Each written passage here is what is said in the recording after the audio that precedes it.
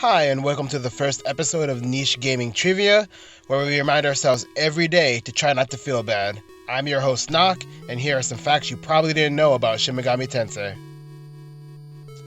So, the first 3 of the 9 Tensei novels written by Aya Nishitani formed the basis of the first digital Devil Story game, made by Namcot. These would later work in reverse, as Aya Nishitani would love the Shin Megami Tensei game so much, he wrote a 4-novel series called Shin Megami Tensei El Siram. In an interview, Mr. Nishitani said he thought up the devil summoning program using his interest that he's had in astrology since he was a kid, as well as the idea of using black magic to summon demons through computers. When asked about his favorite authors, Aya stated one of them was H.P. Lovecraft. This can be seen in Digital Devil Story, with the AI program being named Craft, as well as it being located in Arkham, which is a town Lovecraft created. Interestingly enough, Suzuhito Yasuda, best known to Megaten fans as the man behind the art in Devil Survivor, claimed in a tweet to have gone to the same school as Aya Nishitani, which makes Mr. Nishitani his upperclassman.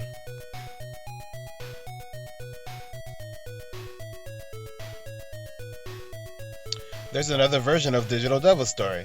Telenet Japan, best known for their game series Release or Release the Phantasm Soldier, and for Wolf Team, a division within Telenet, which would later go on to make Tales of Phantasia, worked in step with the production of the Digital Devil Story OVA adaptation to create the first iteration of Digital Devil Story Megami Tensei. This game would see releases on various computers, including the MSX, the PC-88, the Sharp X1, and lastly the FM77. And although there is a huge jump in style between the PC-88 release and the MSX release, I have not seen the FM77 or Sharp X1 versions, so I can't comment on the style at all, but I assume that they are so great they've been played all day, every day since their release in 1987. Despite being made from the same source material, this Digital Devil Story game has nothing to do with the franchise as we know it today, but rather functions as a product of the OVA being put into production and acts more like a video game tie-in to the OVA than to the predecessor of the Mara memes and the Chaos Edgelords we know today. Sunsoft, the company best known for publishing games based on many major licenses in the late 80s, early 90s, currently owns the rights to Telenet's library, and they plan to release these games on the Virtual Console soon. But seeing as they're obscure to the max, and since it's a Japanese company, don't expect an English release anytime soon.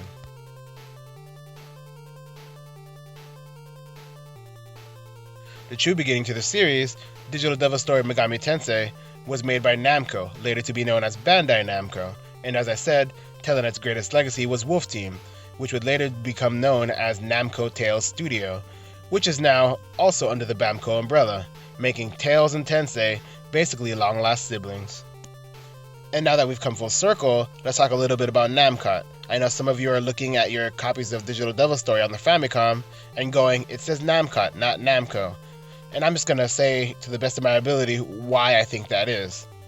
Namcot is Namco, but it's just the name used by the home division to clarify games that are meant for a console versus games that are meant on the arcade. Speaking of names, a common understanding among fans is a translation of Shin Megami Tensei into the English phrase True Reincarnation of the Goddess, or sometimes True Goddess Reincarnation. And while neither of these are wrong, technically, Alice prefers a different translation for Shin Megami Tensei. Their preferred translation is actually True Goddess Metempsychosis, or True Metempsychosis of the Goddess. Metempsychosis is a Greek word relating to the philosophical concept of transmigration of the soul. This means that when the body dies, the soul will inhabit a new body in endless rebirth. This choice of the word more correctly correlating to the philosophical and religious overtones of the franchise, seeing as metempsychosis is a common thematic element amongst world religion. So let's all just agree to call it True Goddess Metempsychosis from now on, okay? Okay. So, the true part of the name can be related to the practice in Japan to add shin to imply some kind of improvement or evolution to a previous game, and thus Digital Devil Story Megami Tensei evolved into Shin Megami Tensei.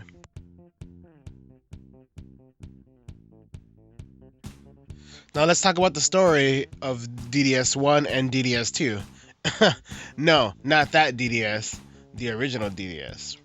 Digital Devil Story 1 is pretty straightforward. You play as Nakajima, the worst protagonist in the franchise, and you go through the consequences of being an arrogant computer nerd who's also Izanagi. And no, not that Izanagi. Although I wouldn't be surprised if there was a steamy fanfiction of you and Nakajima floating around the internet.